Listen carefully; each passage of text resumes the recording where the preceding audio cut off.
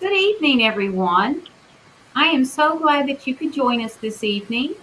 My name is Patricia Jones, and I have two women with me tonight I'm very excited to have with me, and I'm going to introduce them in just a few minutes. But April is Sexual Assault Awareness Month, and in recognition of that, the Legal Aid Society, along with the Coalition to End Domestic Violence and Sexual Assault, we're coming with you tonight to talk to you about Sexual Assault Awareness Month and going to share some important information that may help you or some others that you care about. But let me start by introducing who I have with me. I have Kata Lee Simmons, who is a domestic violence advocate in the Columbia office of the Legal Aid Society. And she's been an advocate for quite a while and has a lot of experience and passion for this subject and for helping folks. And then we also have Betsy Mangum with us, and she is the managing attorney for the Tennessee Coalition to End Domestic Violence and Sexual Assault. She also has a lot of experience and passion, so they're going to talk to us quite a bit this evening. I'm super excited about that. But before we get into that, I want to just acknowledge that we are talking about a pretty sensitive topic tonight. And it can be difficult at times, and it may trigger some of you in our audience. If you are triggered or you're having a hard time with anything you may hear tonight, this is going to be recorded. So take care of yourself, step away, do what you have to do to be safe and secure, and then you can come back and look at it a little bit later. And if you find that you need to talk to someone immediately, we have put some phone numbers and websites in our chat box as a 24-hour line where you can talk to someone at any time of the day or night. So, just make that call if you need to.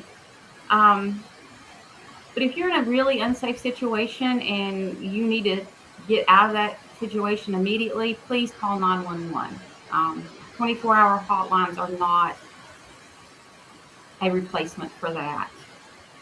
So let me tell you a little bit about the Legal Aid Society, and then I'm going to let Betsy tell you a little bit about the coalition. The Legal Aid Society is actually the largest nonprofit law firm in the state of Tennessee. We cover 48 counties and have 8 offices with attorneys in all of them. And we offer a variety of different legal issues. We help with housing, debt collection, consumer affairs, public benefits, and we help assist victims and survivors of domestic violence and sexual assault. And that's what we're coming here tonight to help folks with. As we talk about things, just remember we are giving general information. We can't give legal advice about your situation. So if you have questions, jot them down in the comment box and we'll get to them. But we're not going to answer any specific questions about your case, okay?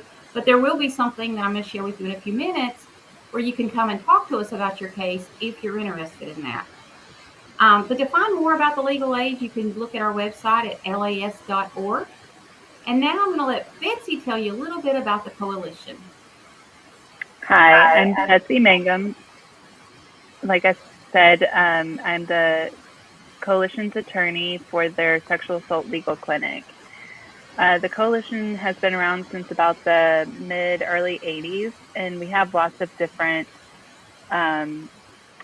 divisions. We have a programs team that goes statewide and does trainings, but then we also have the legal clinic And it's made up of 2 clinics. We have an immigration legal clinic and then a sexual assault legal clinic. And we were able to help anyone statewide. Sexual assault victims, we have a small amount that we can see for domestic violence victims and stalking.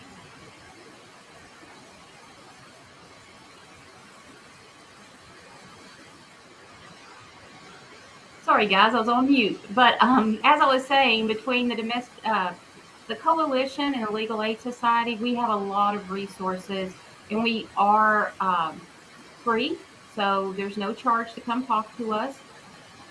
So please, if you are in this situation, please reach out to us. And so what I was going to share with you, which I find very exciting, is that the Coalition and the Legal Aid Society is partnering together and will be providing a free legal clinic to victims of sexual assault or survivors of sexual assault or victims and survivors of domestic violence. We're going to have this clinic on April 20th here in Columbia, Tennessee at the Columbia State Community College on Hampshire Pike. We're going to be there from 9 to 6. We will have a Spanish speaker there, so we're really hoping lots of you can come out. And we can answer questions about orders of protection, but we can also answer questions about housing, public benefits, and those type of issues that you may also have, because they oftentimes go hand in hand with other issues related to domestic violence and sexual assault. So if, as we're talking today, you come up with some questions and you really want to sit down and talk to an attorney, please come see us on April 20th. And you can find more of the information about the clinic on both of our websites, Legal Aid and the Coalition. So let's go ahead and get started on the topic for this evening. And what we're talking about this evening is sexual assault. And your first question may be, well, what is sexual assault? And the term sexual assault refers to sexual contact or behavior that occurs without explicit consent of the victim. Some forms of sexual assault include attempted rape, fondling, unwanted touching, forcing a victim to perform acts they do not want to perform, or penetration of a person's body, such as rape. It's a serious issue in our country. More than 1 out of every 3 women will be sexually assaulted in their lifetime. 1 in every 4 men will be sexually assaulted. And nearly 1 out of every 5 women have experienced rape. So you may not have experienced this, but probably someone you know has, or they will. So the information we're sharing tonight is helpful for everyone. Sexual violence includes sexual assault, but sexual violence is even greater than that. It includes things like unwanted sexting. So if somebody's sexting you and you don't want it, that's sexual violence. It's the same thing about sharing sexual photos of yourself without your consent or sending you sexual photos you didn't ask for. That is all sexual violence, and you are not supposed to be treated that way. So that's what we're going to talk about tonight, but I'm going to turn it over to the experts. And the first person I'm going to turn it over to is Kate Elise Simmons, who is going to talk to us about consent and what is consent. Kate Elise? Hi, Patricia. Thank you very much. Really excited to be here with you all. Before I go into what consent is, I would like to talk to any Spanish speaker that is watching us this evening. Buenas noches a todos los que están sintonizándonos en esta tarde. Les agradecemos y estamos muy emocionados de poder compartir esta información tan importante y seria que afecta a muchos de nuestra comunidad. La agresión sexual o abuso sexual se refiere a cualquier contacto sexual no deseado. Sucede cuando alguien te fuerza o presiona, sea física o emocionalmente, a que hagas algún acto de tipo sexual. Esto incluye la violación, la cual es cuando alguien te fuerza o presiona para que tengas sexo con esa otra persona. Es un problema que afecta a 1 de cada 3 mujeres y a 1 de cada 4 hombres. Es nuestro enfoque en esta tarde poder traer un poquito de información sobre este tema. Si eres víctima o sobreviviente y hay alguna presentación que puede causarte remontarte a ese evento, necesitas un momento. Esta presentación va a ser grabada, así que puedes volver y seguir escuchando la información que te nos presentamos más adelante. Queremos invitarlos el 20 de abril. Vamos a tener una clínica legal completamente gratis aquí en Columbia, Tennessee. Así que no importa en qué condado o área vivas, si puedes llegar hasta nuestra clínica en abril 20, de 9 de la mañana a 6 de la tarde. Cualquier persona que ha sido víctima de abuso sexual o de violencia doméstica, estaremos proveyendo el servicio, va a poder hablar con un abogado de cualquier problema legal que tenga. La información propuesta estará en el área de los comentarios. Pero hablando un poquito más acerca de lo que es el abuso sexual, tenemos que hablar también de lo que es el consentimiento. Cuando hablamos de consentimiento nos referimos a cuando una persona da permiso o está de acuerdo en hacer algo. Es importante que cualquier acto sexual que se vaya a iniciar, no importa si se acaban de conocer, si son novios, si llevan mucho tiempo conociéndose, inclusive hasta si son esposos. El consentimiento debe estar presente en cualquier acto sexual que se va a iniciar.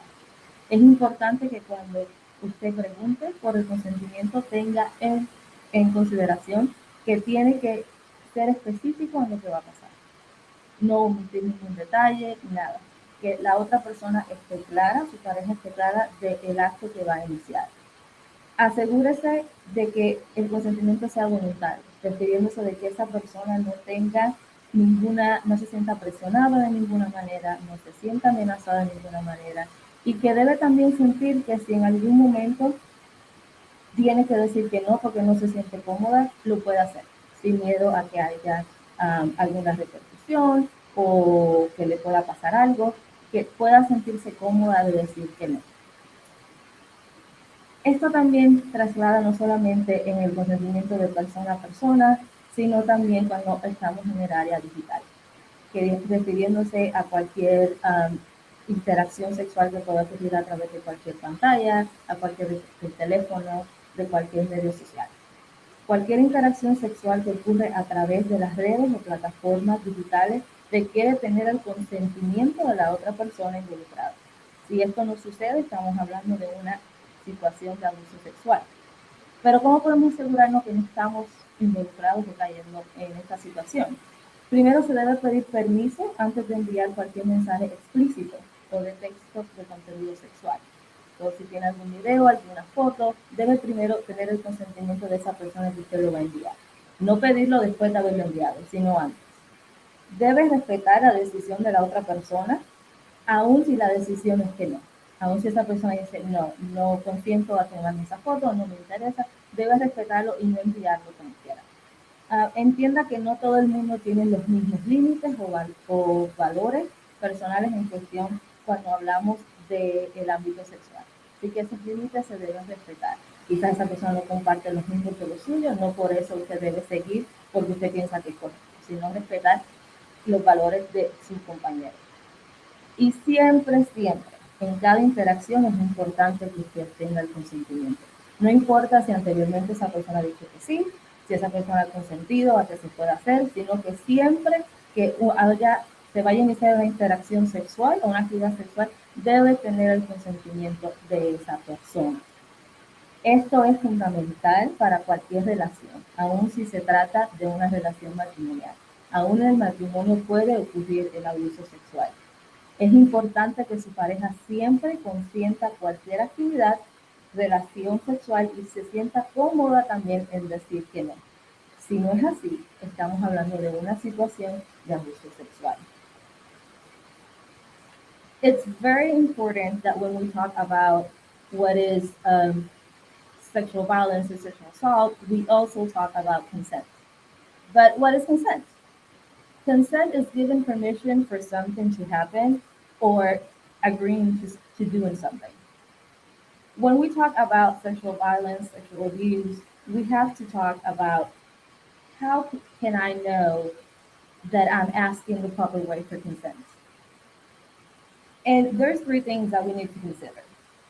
The first one is the other person needs to know specifically what they're agreeing to. They need to know everything that is going to happen. You cannot just say half of the things or just go halfway. No, you have to let that person know everything that is going to be involved in that relationship. Make sure that you're asking it clearly. And by saying this, we also mean that that person needs to know, and you need to make sure that person is understanding everything that you're saying. It needs to be voluntary, meaning that those who are agreeing should be doing it so freely and 100% by their own choice, without any pressure, any guilt, or any concern that something might happen to them if they say no. They have to feel comfortable that saying no, it's okay also. That does not always have to be a yes. And we also have to tie this into our new digital era that we're living in, meaning any type of sexual relationship that happens through screens, meaning through our telephones, through our social media, through videos, through any kind of digital way that we use in our daily life or in our modern world. But how can we make sure that we are not crossing that line of sexual abuse or sexual violence while we're utilizing this kind of digital um, media? Uh, we will say that you need to ask permission before sending any explicit messages for text. Meaning, if you have a sexual picture, sexual content, or video, before you send it, you need to ask. Don't ask after the picture has been sent. Respect the decision of others once you ask. If you ask and you receive a no, respect that. If you ask and there's no answer, don't send them either. Unless you receive a clear yes or a clear consent from that other person, please don't initiate any kind of sexual interaction or sexual activity.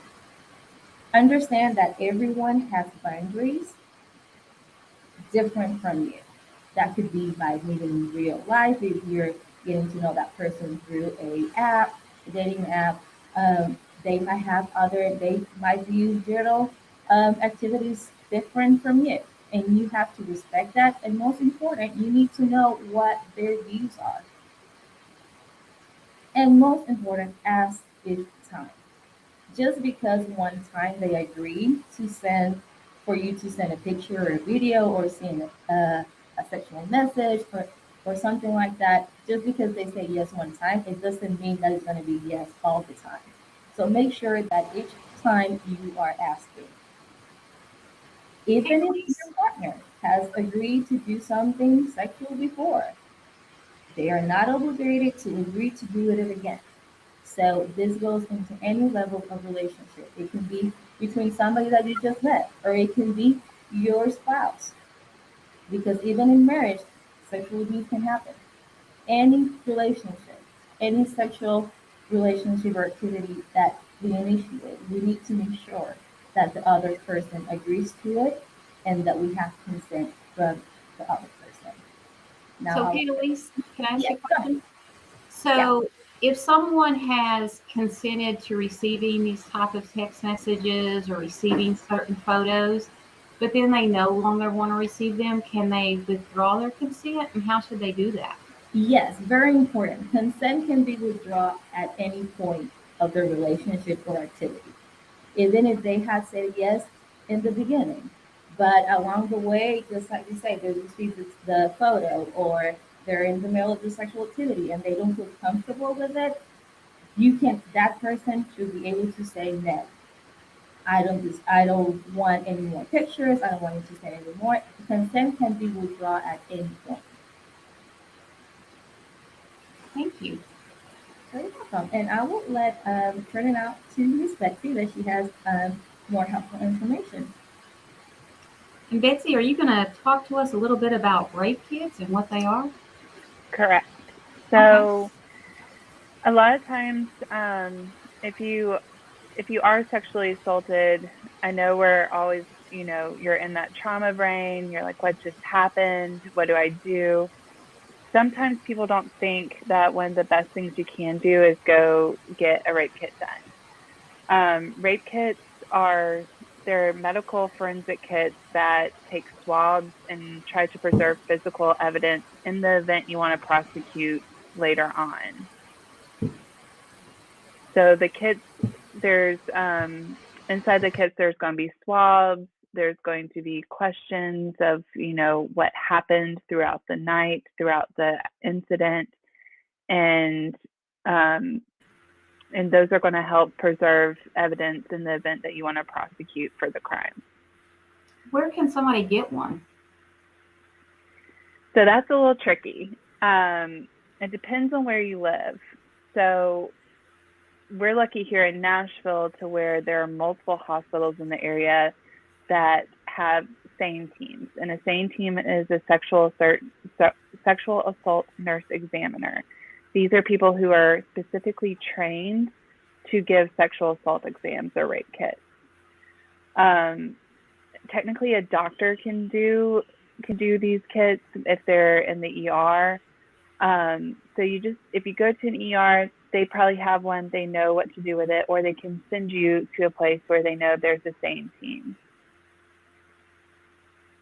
And it's a pretty scary thought to go through something like that. So can you give us an idea of what happens when you have to do a rape kit?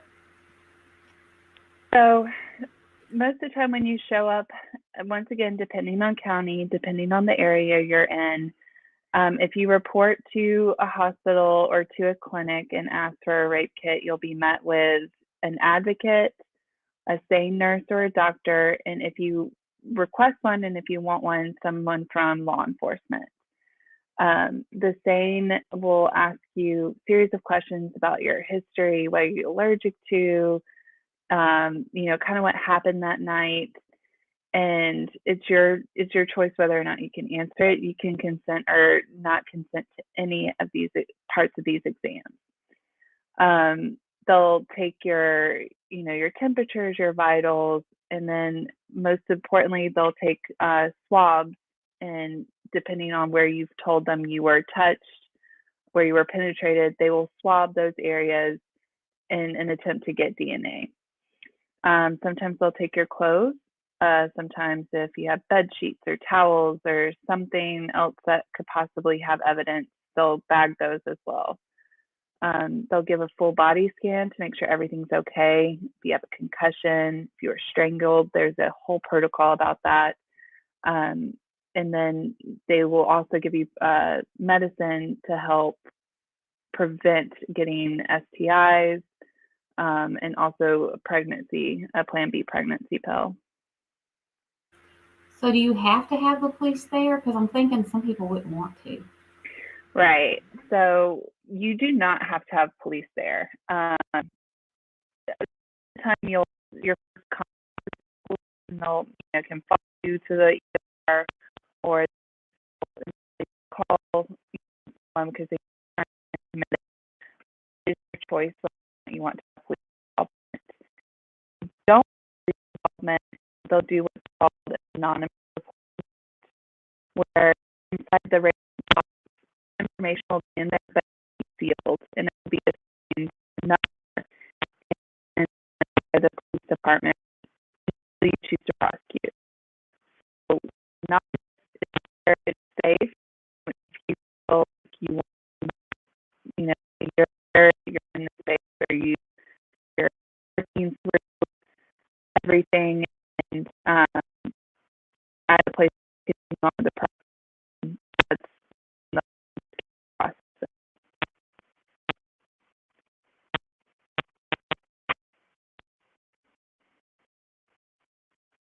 So I think Betsy's having a little bit of technical issues. You're cutting in and out of us on us, Betsy. Okay. Yeah. The dreaded tech issues. Yeah. So you can or you can't have presence. It depends on if you're comfortable with having doesn't mean you can have it, but the number, and you will want to evidence comfortable legal process, or you don't have to ever come back to that kit. Okay. So it seemed like we're still having some technical difficulty. Let's see if Betsy will come out a little bit better this time. You've indicated that there's a difference between reporting and non-reporting kits. Do you know what those differences are, Kate Elise? Nope. All right. So, Kate Elise, can you just share a little bit about what our Spanish speakers might want to be aware of if they're going to get a rape kit? Just a little synopsis of what Betsy was sharing. Of course, Patricia, thank you. Si ha sido víctima de violación y si usted tiene la opción de ir a un hospital y tener el procedimiento que se le llama como una examinación denominado como un rape kit. Y básicamente es que va a un hospital y una enfermera especializada en hacer este tipo de evaluación le estará haciendo un examen médico donde se van a estar buscando evidencia acerca de la violación y acerca de cualquier fluido o cualquier evidencia de la persona que cometió la violación. Usted tiene la opción de consentirlo o no, de pasar por el proceso o no. Esta evaluación, este procedimiento, como le estaba diciendo, es hecho solamente por una enfermera especializada. Usted tiene la opción de estar completamente solo durante este procedimiento o de tener a una persona acompañante. Igual, como mencionamos anteriormente, en este procedimiento también usted puede en cualquier momento decir hasta aquí y decir que ya no consiente a que se continúe. De igual manera, tiene la oportunidad y tiene la opción de reportarlo a la policía y tener a un oficial que venga a recoger esa evidencia y poderla procesar. Thank you, Kate Elise. So I think we've gotten a little progress on our tech issues. We're hopeful. So I'm going to kick it back over to Betsy, who's going to pick up at the difference between reporting and non-reporting rape kits. Okay, is this better? Okay. All right, so difference between reporting and non-reporting rape kits. So either way, if you go in to get a rape kit done, you can either report to law enforcement or you don't have to.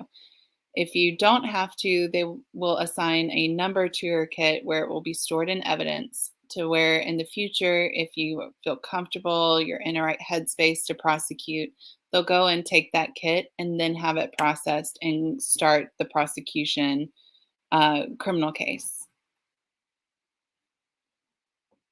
So if something happens, does somebody need to refrain from drinking anything, taking a shower?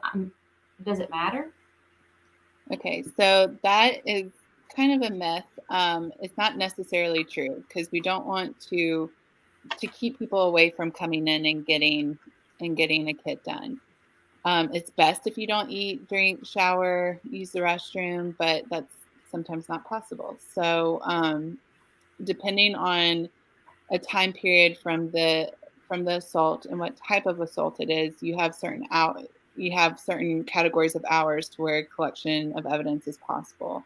So for example, if someone touched your skin, that's going to go away quicker than if there's some sort of, penile, vaginal, penile, anus, some sort of interior ejaculation, something like that, to where the DNA can live for longer periods of time, sometimes up to weeks.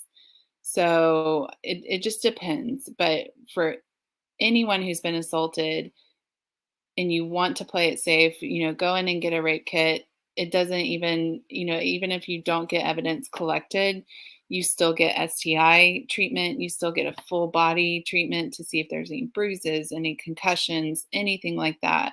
So we definitely don't want to keep people away by saying you have to do all this, and that disqualifies you if you have. So while it's ideal, it's not a barrier. Correct. Okay. So now we're going to we're going to segue a little bit into talking about orders of protection. And an order of protection is a very important legal document in the state of Tennessee and across our country. And Betsy, can you tell us what an order of protection is? Yeah. So a lot of people come up to me and like, it's a piece of paper. What are you going to do with a piece of paper? The piece of paper can help you a lot. So it's a legal document signed by a judge, tells someone who's hurting or scaring you to stop. And if not, they'll face legal consequences. So I think when it was first starting to come about, it was mainly for victims of domestic abuse, but it's kind of widened to where it's now sexual assault and stalking that's included.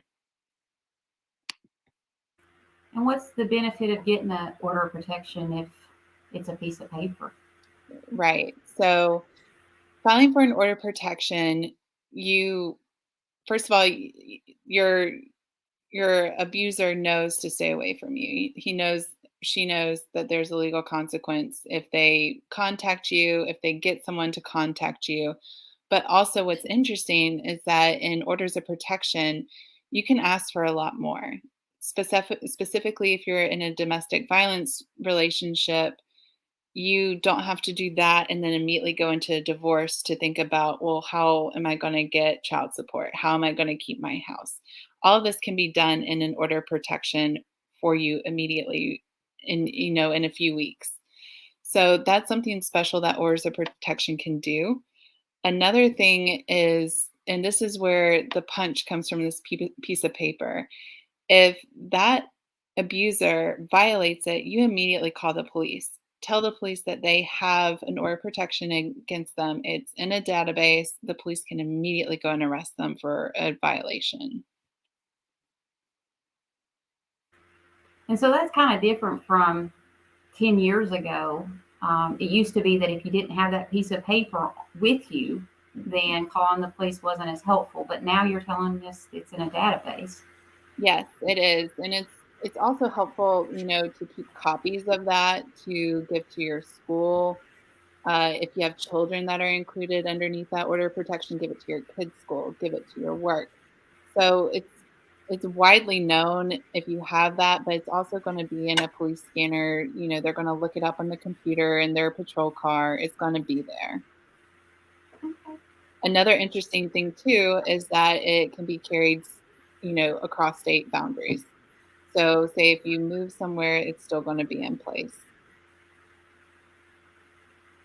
Okay. And I think you said that you could get child support through the order of protection. Is that right?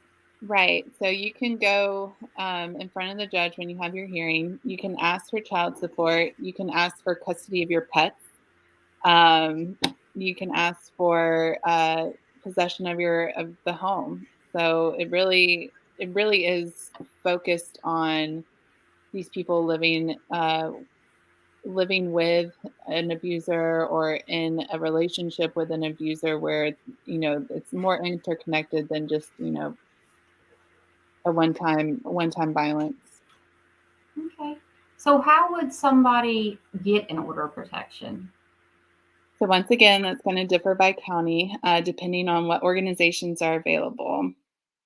So you can, if you're lucky enough to have a DV shelter or a sexual assault or DV organization close by you, you can always go there. Family safety centers, they have advocates there that are specialized in this that can walk you through the process. If not, you can always go to just night court or a clerk's office and get the paperwork to fill out and file. And you turn it in, magistrate will look over it and either grant you an ex parte order or they will give you a hearing date to come back and to hear your order of protection at that time. And for the rural counties, I know that most of the time it's great to go to your local sheriff's department, especially after hours. That's where we always encourage folks to go. So, is there any tips you would give folks? I know it's best if they can get to a domestic violence shelter or come in and see Kate Elise or me here at Legal Aid or you at the coalition. But if they can't get to one of us, is there any tips they should consider when filling out those forms for an order of protection? So I would suggest to get as much information as possible about your abuser, because after you fill out this order of protection, it then has to be served. They have to actually find the person. They need a name, they need an address, they need a phone number, a workplace. So I would suggest getting as much information about your abuser as possible. Um, Another thing you could do is you only have a limited amount of space, especially in the heat of the moment. If you're going in immediately to get this order of protection, focus on the most recent incidents in your affidavit section where you tell your story. That would be my next suggestion. Okay. And is it best to focus on the actual incidents of violence as opposed to maybe arguments you've had or disagreements about custody and things like that? That really shouldn't go in there, right? Correct. It should be, as much as possible as this one act of violence or the most recent acts of violence that are leading up to you getting this order of protection. Okay. And we oftentimes hear about ex parte hearings, and as attorneys, we know what ex parte means, but folks get ex parte orders of protection and they're not exactly sure what ex parte means. So, what does that mean? So it means that the judge is going to rule without the other party being there. So you go in and you fill out this document, and before it even makes it to a hearing date, the judge is going to say, that's enough for me right now. I'm going to grant you an ex parte order, which means the other person hasn't had a chance to, come back, ask questions, and fight this. There's enough in your testimony on this piece of paper that makes me think you are in danger. And so, if I go and file these papers for order of protection, I get the ex parte that same day? Yes. Oh, okay. And then what happens after I get my ex parte order of protection? So after your ex parte order, and even if you don't get that ex parte order, your court date will be set kind of around 2 weeks after your filing. Also depends on if they're able to serve your abuser. And then you'll go to court that date and, bring evidence, bring witnesses, and present your case in front of the judge. Okay. But it's also good to know that your abuser might also be there and has the same right to bring their evidence, their witnesses, and their testimony to that judge as well. Does somebody have to have an attorney when they go to court to get an order of protection? They don't. It's always good to have an attorney because sometimes it's scary to go in there by yourself. And my experience is judges who see people who are representing themselves, are very, very aware of what they're going through and will tend to walk them through the process. But once again, depends on judges, depends on where you are. And, having an attorney or even an advocate go with you is a great idea. Okay. So I'm sure the coalition and the Legal Aid Society, we try to help as many people as we can, but we are nonprofits and we don't have resources to always go. So if somebody does have to go to court by themselves, or maybe they're going with an advocate, what should they expect? They should expect to go up and be asked questions about what happened that night. They're not going to, or that day, or that week. The testimony isn't going to go back months, years in advance. They need to expect to bring their witnesses. They need to expect to bring, a lot of times things are happening on cell phones, during social media, through text messages, bringing all of that to court with you, so you can present it to the judge. And one tip for folks in rural areas is you're often told you can't take your cell phone into court. If you need your cell phone to present evidence in court, then you need to go to the bailiff that allows entry into the courthouse and explain that there's evidence on your phone and you'll need it during the hearing. And if for some reason you can't take it in, you just need to let the judge know when your case is called and you will be allowed to get your phone. Is that similar to what you've experienced, Betsy? Yes. Most of the time, if I'm their attorney, I'll take their phone in with me, because we have that special power. Right. But no, you're exactly right. Like, asking the judge, hey, most of my cases through text messages or through social media. That's my evidence. And they should understand. So if someone's representing themselves, they can also take text messages and Facebook posts and things like that. That's considered evidence. Yes. And what other evidence would you suggest folks taking? Especially if there are witnesses who have seen the abuse, who can testify to the relationship, pictures that you've taken of any injuries that you have. Those are all going to be evidence that can be considered. Okay. And what if you get an ex parte order of protection, or you get an order of protection and he violates it or they violate it? That's where the punch somebody? is. Yeah, that's where the punch is of this legal document. You have to immediately call the police, immediately report them. That's the power of getting an order of protection, is that they've violated it, and you can call and have them arrested. So they can go to jail for that? Yes. Yeah. Okay. So oftentimes people may have criminal charges pending and at the same time be thinking about filing for an order of protection. But there may already be bond conditions in place. If somebody has bond conditions against their abuser, meaning the abuser can't come around them pursuant to the criminal case, is there a need for them to get the order of protection? So there's some different reasons why an order of protection, we've already talked about, how order of protections can get you possession of the house, can get you child support, custody. Those bond conditions don't have room for that. They're basically just for you to stay away from this person. So additionally, bond conditions go away if that person is found not guilty, or, pleads, and sometimes, he might have bond probation conditions attached, but an order of protection lasts for a year, can be extended.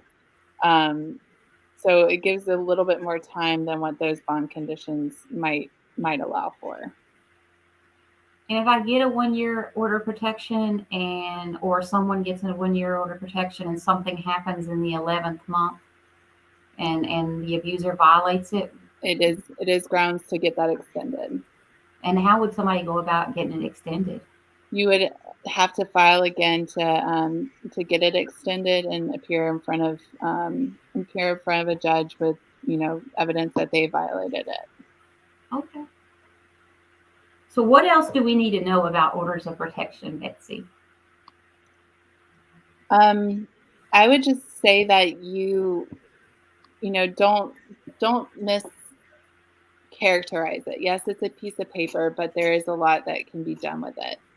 I can't believe I failed to mention this, that, with an order of protection, they take away guns. You aren't allowed to have guns.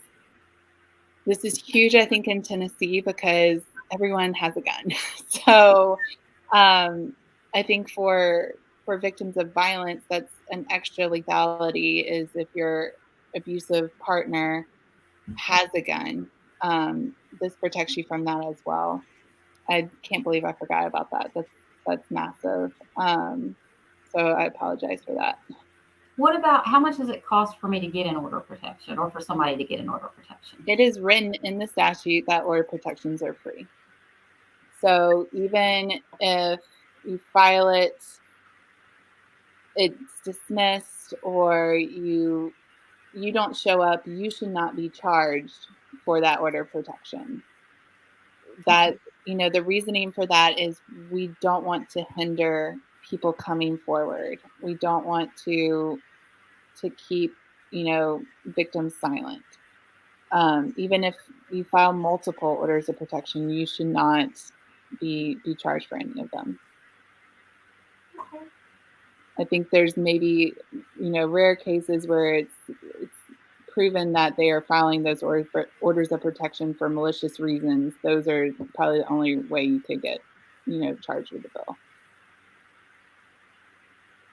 So do we want to turn it over to Kate Elise to talk about some safety planning, or did you have something else you wanted to share, Betsy? I think I've talked talked through orders of protection. I think, yeah. All Kate right. Elise, you have some time. Yeah, you want to talk about some safety planning and what that means, Kate Elise? Sure, we glad to. Safety planning, it looks very different and is unique to each case. So we can talk about some general things that a survivor or a victim can take into consideration when trying to maintain yourself safe in a high-risk situation. We can talk about always having their cell phone with them. Most people don't know, but a 911 call will go through even if the cell phone has no signal or is not connected to any kind of it's not connected to any kind of company, a telephone company. As long as the telephone is charged and you can turn it on, that 911 call will go through. So it's very important that you always carry a cell phone with you. Have your locations turned off in all your devices. Often and nowadays, apps track location, social media is tracking location in the back end. So it's very important that you make sure that your location in any kind of devices that you have is turned off. Because abusers tend to have a way to get into those kinds of information, and it's easy for them to track where you are specifically. Another thing is avoid, if you're still living with your abuser, avoid being in close spaces whenever an argument is happening. Make sure that you are next to an exit, and in case things get heated up and you need to, get out of the situation immediately, you're able to do so. Also, always have keys, your purse, or important documents in a place that is easy for you to access. With the reason being that if you need to get out immediately, you're able to know, okay, my keys are always next to the door, I can have it, or they're, in a little bowl next to the window or something that is very easy for you to access. That way you can just go to that place, grab it, and be on your way out. Um, when talking about sexual assault, and even with domestic violence, it's very difficult in many times for survivors to or victims to tell others and open up on what they're going through. But if you have a person that you feel comfortable enough to do so, a family member or friend, please share what you're going through. Please let them know what's going on, because that person, if something happens and you're not, if you haven't been in contact with them for so much hours or days, they can be that person to bring an alert and can be the person to help you get out of a very difficult situation that you might be in. Also, if you have kids or even neighbors, that you can do what we call a safety code. And what that looks like is you can establish a word that you don't use often. I have clients that have used before penguin per se. And they have teach their kids if for some reason mommy says penguin, it means that you need to get out and get help or you need to call the police. The same way you can establish a signal with your neighbors. If you see a white towel in my window, it means that I cannot call the police, but I need help. So ways that you can use in case that you're not able or for them to call for help, you have other people that can do it for you and get the assistance that you need. Always stay aware of your surroundings.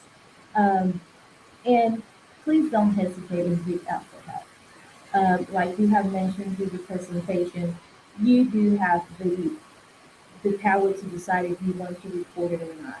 But reporting it doesn't mean that is the only way for you to just reach out. There's a lot of agencies with victim services that can offer the healing and the support that you need in this process and can help you get out of the violence and the cycle of violence that you are suffering. Most importantly, you are believed. You have a support of people that do believe in you and what happened and here to support you, no matter what. And no matter what other people said or people around you might say, you are believed. And you can receive the help and the assistance that you need to complete your journey and to get the healing that you deserve. If you let me, if I have a few minutes, I would like to send a little message to our Spanish speaker viewers if you have some still on. Do a little bit summer, we have been talking. Estamos llegando casi a la conclusión o al final de la presentación de esta noche. Anteriormente estábamos hablando de otra opción que existe, que es la orden de protección. La orden de protección no es solamente un papel con muchos tiempos. Es una orden en el que si usted llega, si el juez llega a otorgársela, puede traer consecuencias a su abusador si es violentada, si él no la cuenta.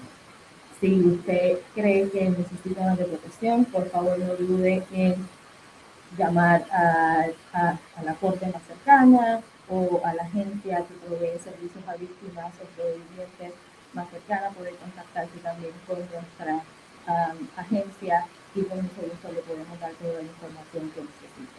Pero tiene esa opción también. Es muy importante que sepa que también hay otras opciones para usted poder mantenerse segura durante cualquier acto de violencia. Es importante que usted siempre mantenga un teléfono con usted. Una llamada al 911 va a ser dirigida aún si usted si su teléfono no está conectado a ninguna compañía o no hay señal. Entonces es muy importante que usted tenga eso. Es importante también que mantenga toda su localización apagada en cualquier teléfono o cualquier electrónico que usted utilice. Muchas veces los abusadores o abusadoras pueden saber exactamente dónde están yendo a esa información. Es muy importante también que si usted se siente en confianza, ya sea con un familiar o un amigo, le cuente por lo que está pasando. Muchas veces estas terceras personas pueden ser las que, en caso de que usted no pueda, tenga una situación donde no pueda comunicarse con nadie, estas personas pueden alertar acerca de que algo no está bien y algo está pasando. Puede también utilizar, si tiene niños, puede enseñarles acerca, utilizando una palabra clave, que ellos sepan que cuando mami dice esta palabra o papi dice esta palabra significa que hay una situación donde la policía o tiene que buscar ayuda. De igual manera pueden hacerlo con los vecinos, poniendo alguna señal, puede ser una toalla, una frazada blanca o de cualquier color en la ventana. Y que cuando ellos lo vean sepan de que esta persona necesita ayuda, no puede llamar a la policía, pero no puede llamar. Siempre mantenga llaves o documentos importantes o cualquier tipo o su bolso cerca en un lugar donde pueda accederlo fácilmente en caso de que usted tenga que salir en una emergencia. Y por favor, si todavía vive con la persona que la está abusando o está abusando, nunca en un argumento o en una pelea que estén teniendo esté en un lugar completamente cerrado. Siempre manténgase en un lugar abierto donde usted tenga la facilidad de salir en caso de que las cosas suban de nivel. Muy importante, acuérdense que si tienen alguna pregunta acerca de alguna pregunta legal, el 20 de abril estaremos aquí en Colombia haciendo una clínica legal completamente gratis para todos sobrevivientes o víctimas de abuso sexual o violencia doméstica.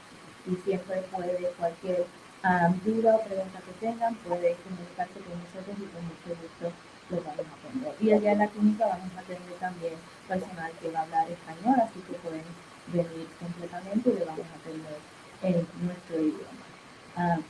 Buenas noches y acuérdense que si usted es una víctima de violencia sexual o violencia doméstica,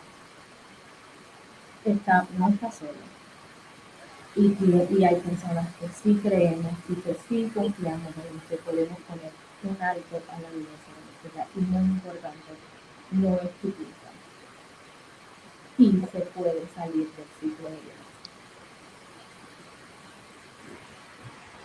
Thank you, Haley. And Betsy, do you want to have any last words? I don't. I just hope that if you have questions or, need to come talk to us about something, we hope to see you there at the April 20th clinic. All right. And I want to thank everybody who was able to join us this evening. I hope that you gathered some really important information. And I want to thank Kate Elise and Betsy for helping to present this evening. I think they're very intelligent and dynamic women, so this has been a treat for me hanging out with them. And I've really enjoyed being able to talk with all of you this evening. We didn't get any questions in the comment box, so no questions to answer, but I'm hoping we see some of you at our clinic on April the 20th. It is going to happen here in Columbia, Tennessee from 9 to 6. Ms. Kate Elise, along with some other Spanish speakers, will be there. And we have language line for folks in the audience that may speak a different language. So please come out and see us. We're going to, like I said, be providing advice on a lot of different issues.